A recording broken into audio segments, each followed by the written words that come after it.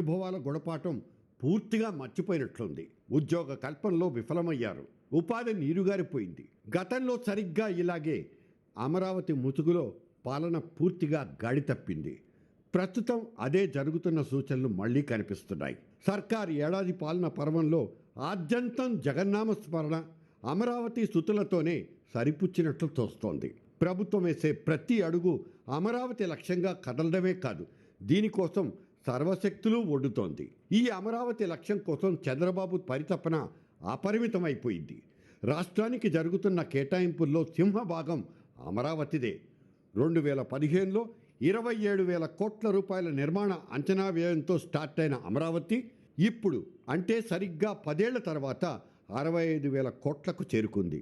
రెడ్డొచ్చే మొదలేమో కానీ రెడ్డిపోయే మొదలైన చందంగా మారింది అమరావతి పరిస్థితి.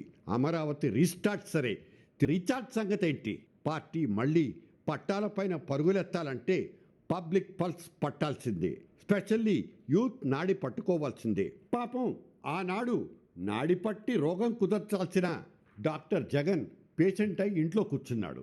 ఇప్పుడు చికిత్స చేసే అవకాశం వచ్చిన చంద్రబాబు 2047 విజిత్స చికిత్స పాఠాలు చెప్తున్నారు. దీర్ఘకాలిక రోగాల్ని నయం చేయగలదేమో కానీ